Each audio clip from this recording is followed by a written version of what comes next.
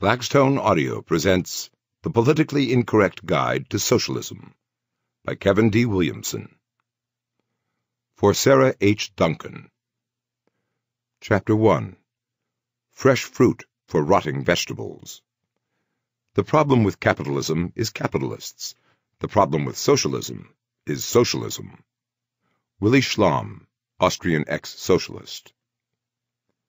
Guess what?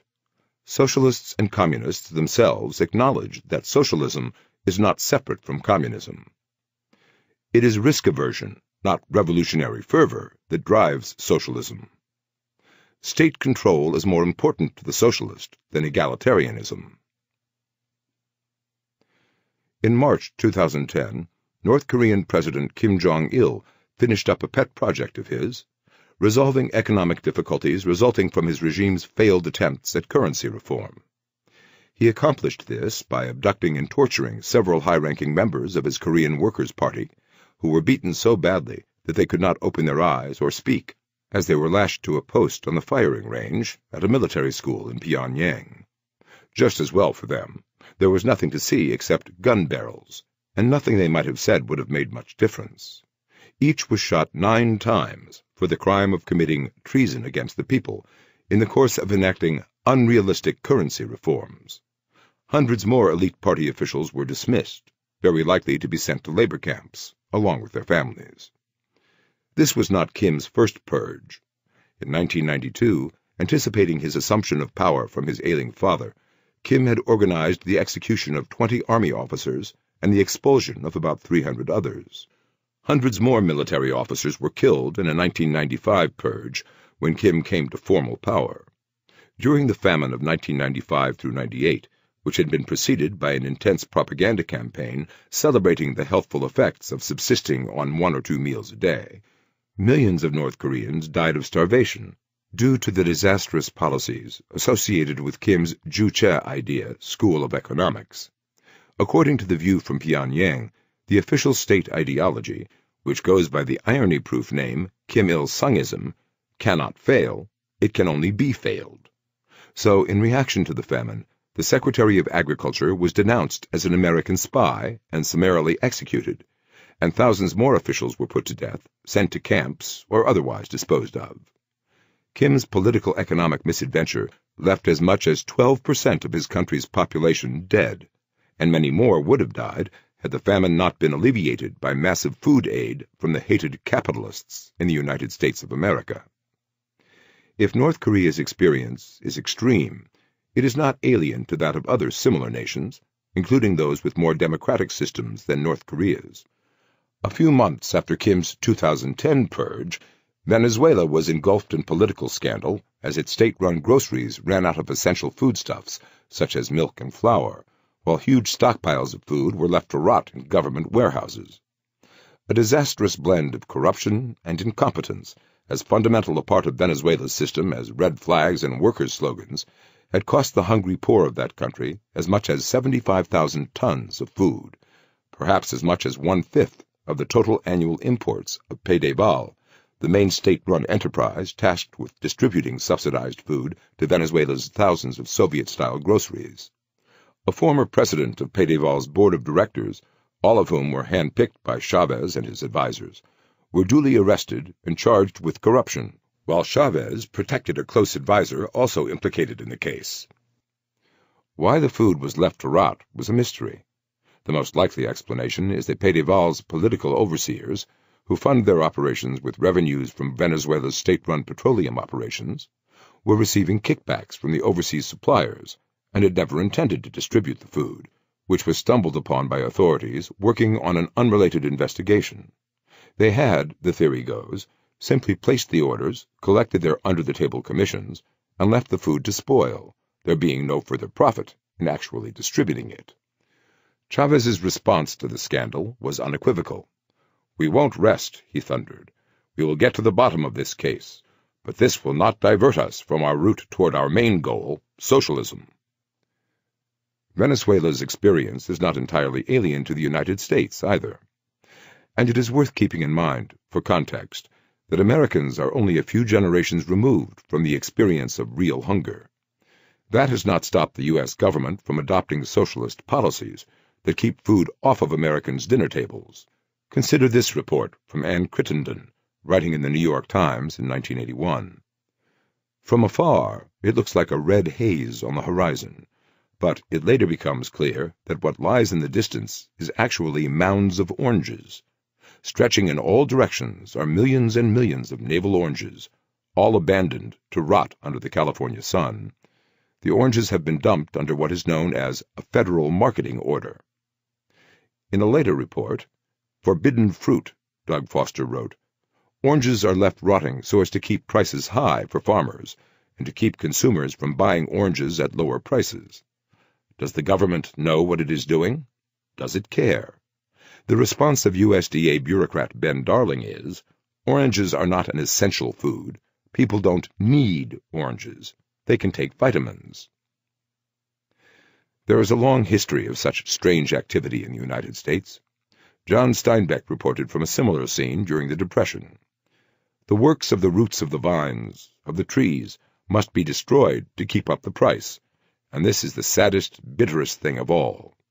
Carloads of oranges dumped on the ground, 1 million people hungry, needing the fruit, and kerosene sprayed over the golden mountains. There is a crime here that goes beyond denunciation. But unlike the rotting food in Venezuela, the spoiled provisions in the United States, oranges, corn, silos full of grain, were not a crime. They were the intended result of public policy enacted during the New Deal and carried out through the Reagan era. Family traditions. I was shocked when I heard my uncle, Suzhou, was looking for me. I didn't expect him to be alive. Kim Jong-il, President, North Korea, Chosun Ilbo. Hungry for change. The private sector seeks profit, and the government seeks the people's well-being, Venezuelan Food Minister Felix Osorio told National Geographic News during a recent visit to the Pinto Salinas Mega Mercal. The free market doesn't call the shots, regulation does. So sporadic shortages of basic foodstuffs have become routine for many of the country's citizens. When food shortages became critical in Venezuela last year, for instance, Helen Mercado and Luis Boada visited store after store searching for milk for their 3-year-old son. But many times the young people had to settle for liquid yogurt, which is more widely available because it is unregulated. National Geographic, July 2008. What socialism is, and what socialism isn't. Socialism is a word that means many things to many people, and socialism has taken many forms in the world. Socialism applies with equal accuracy to the totalitarian regimes of Kim Il-jong, Joseph Stalin, and Fidel Castro, the authoritarian but nominally democratic government of Hugo Chavez, and the social democracies of Sweden and India.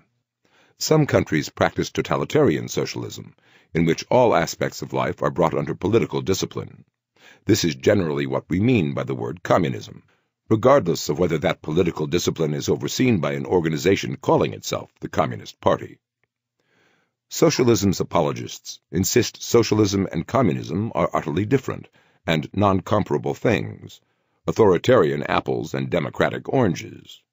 This is entirely untrue. For that, we have the socialists' own word and the communists' testaments as well.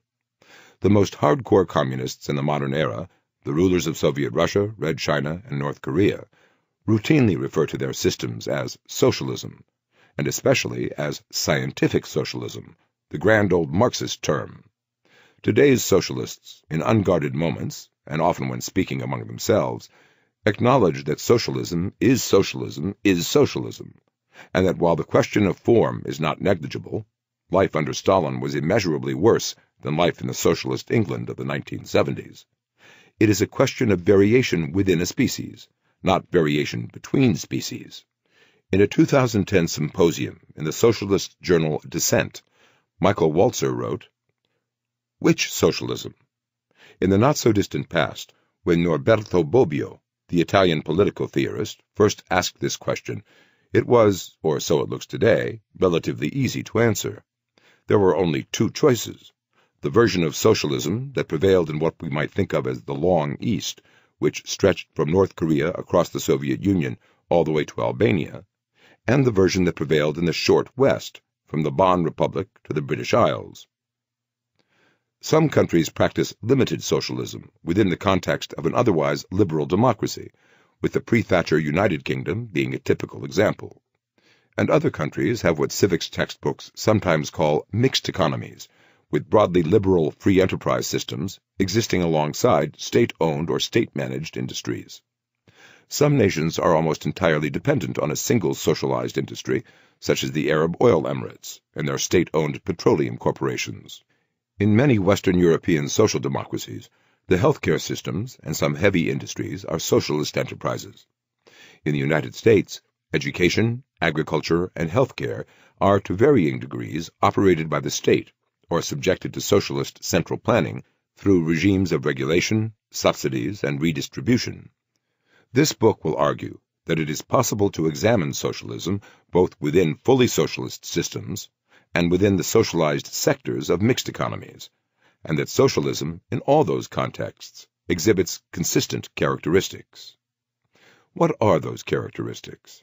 How can programs as different as North Korea's collective farms, Venezuela's state-run groceries, India's state-managed enterprises, and American public schools all be categorized as part of the same kind of system? And if the definition of socialism is that flexible, how can it mean anything at all? To answer these questions, we must ask another. What is socialism? It's often difficult to get an honest or rational answer to that question. Idealistic socialists in the West usually will tell you that socialism is anything other than what actual socialist governments have achieved in the real world. What is important to keep in mind is that socialism is not a particular set of political conditions, but a specific kind of economic arrangement. Socialism is not identical with left-wing politics, and socialism is not confined to the left. The various kinds of political systems that have arisen from socialist economies, from Soviet authoritarianism to India's licensed Raj, are in no small part responses to the inadequacies and contradictions inherent in socialist systems of production and distribution, systems that seek to ignore or to subvert the laws of economics. But the laws of economics can no more be set aside than can the laws of physics or biology. The political responses to the economic contradictions of socialism inevitably are conditioned by the culture in which the socialist system is operating. Cuban socialism was never going to look like the socialism of India, the socialism of Sweden, or the socialism of the U.S. public school sector. But with a little work and the proper critical approach, it is possible to distinguish, for example, which qualities of Indian socialism are Indian and which are socialist, which features of U.S. public school systems inhere in our national culture and which derive from its socialist nature. To do that, we will need a better working definition of socialism. Our model of socialism will have two main parts. 1. The public provision of non-public goods, and 2. Economic central planning. Socialism means, among other things, using political agencies to provide goods and services that otherwise would be provided privately in the marketplace. In its most extreme form, socialism means government direction of the economy as a whole. Socialism in its milder expressions takes the form of nationalized industries, the Chilean copper mining industry under Allende, Pakistan's petrochemical sector, and heavy industries under Bhutto. Government ownership or direction of firms, Alfa Romeo under Mussolini, the Japan National Railway, direct government provision of goods and services, the British Health Service, or government management of nominally private marketplace activities, farm subsidies in France, Fannie Mae in the United States. A slightly more technical definition of socialism is this: the public provision of non-public goods. Public goods is a loose phrase, of course, and it means different things to different people. For the purposes of this discussion, the expression will be used in its technical economic sense. Public goods does not mean things that are good for the public or things that the public wants, but goods that by their nature cannot be easily provided by the free market, goods such as national defense, law enforcement, and certain kinds of public services. Every government undertaking engaged in the public provision of non-public goods is an instance of socialism, at least at a trivial level. But socialism of that sort probably is better described as welfare statism. As a practical matter, all modern governments engage in some public provision of non-public goods, and therefore engage in what we might call low-level socialism, or ad hoc socialism. That does not mean that every government is, in a meaningful sense, socialist, or that it would make sense to describe every government that runs a public school or a state highway as socialist. There are questions of degree and questions of judgment, and the answers to those questions will vary from case to case. So, what distinguishes a garden-variety welfare state from a system that well and truly deserves to be identified as socialist? Beyond the public provision of non-public goods, a second factor, economic central planning, will be crucial to identifying and understanding what differentiates real socialism from the normal mishmash of welfare state policies typically found in Western liberal democracies and affiliated forms of government. What is important to realize is this: socialism, as we will be discussing it, is not entirely synonymous with welfare statism. Socialism is not simply about the redistribution of wealth or income through taxes and government assistance programs. Socialism is often described as a system that makes charity compulsory, but it is much more, and at the same time rather less than that. Socialism means central planning. A food stamp program is welfare. Government-run farms and grocery stores are socialism. A government housing subsidy is welfare. Government-run housing projects are socialism. A school voucher is welfare. A government-run school system is socialism. Every advanced society engages in some form of charity, and in practically every advanced society, some of that charitable activity is rooted through the mechanism of the government. There are many reasons for that, including popular psychology and self-interest, but the reasons do not, for the most part, include efficiency, or the ability to effectively serve the needs of the poor and vulnerable. One of the reasons for using the state in this manner is that government provision of services is thought to guarantee at least a minimal level of services. In reality, it does no such thing, but it does create at least the illusion of a social safety net. And that feeling of security, even though it is only tenuously based in reality, is politically valuable. One of the real emotional fault lines running through all politics in advanced societies is the question of risk aversion. Small business owners, entrepreneurs, self-employed people, professional investors, and innovators are less risk-averse than is the general population, almost by definition. Highly risk-averse people do not start businesses. Instead, they tend to go to work for well-established businesses, or in many cases for the government, particularly in education. They tend to work in and trust large institutions. That risk-averse population is the natural political home of socialism in the developed world, and particularly in the United States and the other English-speaking countries. Highly risk-averse people are willing to trade some amount of efficiency, innovation, and progress for security. For instance, risk-averse Americans prefer the guaranteed low returns of the Social Security system, which in fact are, for most black men and for other shorter-lived Americans, guaranteed losses, to the higher returns and manageable risk of private savings and investments. They prefer the guaranteed mediocrity of the government school system to the possibility that a largely privatized system would poorly serve some students. In the recent debate over American health care reform, many of the better-informed and intelligent progressives understood that greater government management of the health care system would lead to losses in efficiency, innovation, and quality, but were willing to accept that trade-off in exchange for guaranteed access to care, even if that care is of diminished quality.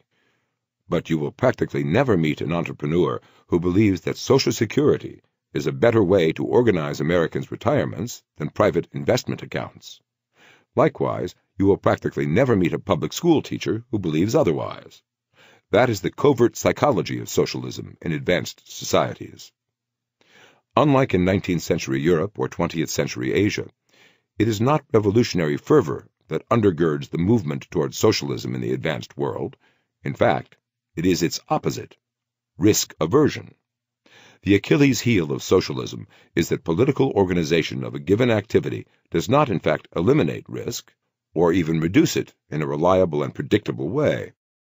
As of this writing, the U.S. Social Security system is many trillions of dollars short of having the funds it needs to actually pay the benefits it has supposedly guaranteed, and it is almost certain that some combination of higher taxes, means testing, and benefits reduction will result in millions of Americans failing to receive the benefits they were promised. In other words, the government guarantee of benefits is no guarantee at all. Similarly, the failing government school system does not guarantee that poor and minority students will escape the crippling, lifetime burden of receiving a shoddy education at exorbitant expense, but the opposite. It guarantees that the great majority of them are deprived of the educational opportunities enjoyed by the white middle class. And they will pay a higher price for their free public education, too. Federal tax policy lavishly subsidizes home ownership for middle-class Americans, offsetting the modest property tax bills that accompany it. Conversely, the poor tend to live in rental housing, struggling to pay rents inflated by the higher real estate of taxation levied on apartments and other commercial real estate.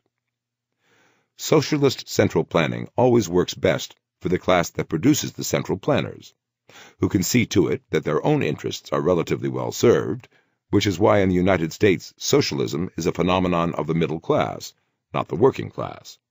It is, contrary to the Hollywood version of American politics, also a corporate phenomenon. Big business is a reliable friend of central planning regimes, because large enterprises believe, correctly, that they will be able to use the planning apparatus to serve their own interests, for instance, by using heavy regulatory burdens to prevent new competitors from entering their markets. And yet socialism retains a certain allure, even though in the United States and some other countries it usually is forced to go by another name: liberalism, progressivism, putting people over profits, etc. A communist finds religion. If you understood what communism was, you would hope, you would pray on your knees, that one day we would become communist. Jane Fonda, University of Michigan speech, 1970. The truth is self-evident. A government can't control the economy without controlling people, and America's founding fathers knew when a government sets out to do that, it must use force and coercion to achieve its purpose. Ronald Reagan, A Time for Choosing, 1964. Keeping Hope Alive. Through its own internal feuding, the SP, Socialist Party, exhausted itself forever, and further reduced labor radicalism in New York to the position of marginality and insignificance from which it has never recovered. The story is a sad but also a chastening one for those who, more than half a century after socialism's decline, still wish to change America. Radicals have often succumbed to the devastating bane of sectarianism. It is easier, after all, to fight one's fellows than it is to battle an entrenched and powerful foe. Yet if the history of local New York shows anything, it is that American radicals cannot afford to become their own worst enemies.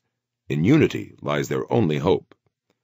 Princeton undergraduate thesis by Elena Kagan, U.S. Supreme Court Justice appointed by President Obama, New Yorker, June 4, 2010. The Plan. The Alpha and Omega of Socialism. Beyond risk aversion, another main source of ideological sustenance for socialism, rarely spoken of in public, also is psychological. Using the apparatus of the state to enforce charity gives one the delectable satisfaction derived from the exercise of virtue, with none of its costs. This is why socialists make so much of their commitment to the poor, a theoretical commitment whose practical fruits are hardly anywhere to be seen in the socialist regimes with which the world has documentable experience. It is also why socialists intentionally conflate socialism with welfare statism and simple charitable impulses. Socialism, the writer and publisher Roger Kimball notes in The New Criterion, is optimism translated into a political program. Socialism is also unselfishness embraced as an axiom. The gratifying emotion of unselfishness, experienced alternately as resentment against others and titillating satisfaction with oneself. The philosophy of Rousseau, which elevated what he called the indescribably sweet feeling of virtue into a political imperative, is socialism in ovo. Man is born free, Rousseau famously exclaimed, but is everywhere in chains. That heart-stopping conundrum, too thrilling to be corrected by mere experience, is the fundamental motor of socialism. It is a motor fueled by this corollary, that the multitude unaccountably colludes in perpetuating its own bondage, and must therefore be, in Rousseau's ominous phrase, forced to be free. The socialist pretends to have glimpsed paradise on earth. Those who decline the invitation to embrace the vision are not just ungrateful, they are traitors to the cause of human perfection. Dissent is therefore not mere disagreement, but treachery. Treachery is properly met not with arguments, but, as circumstances permit, the guillotine, the concentration camp, the purge. Kimball is surgically correct about the socialist pathos, but it has little to do with the socialist program as it actually operates. Government-enforced charity is, of course, coercive by its nature. The use of the state to execute the redistribution of wealth, income, or other goods is both morally and economically complicated. But it is not sufficient on its own to constitute socialism. Central planning, not simple redistribution, is the defining feature of socialism. Under socialism, the plan is everything. The presence of the plan and the empowerment of the planners is to socialism what the Eucharistic sacraments are to Christians, what the Mosaic law is to the Jews, what enlightenment is to the Buddhists.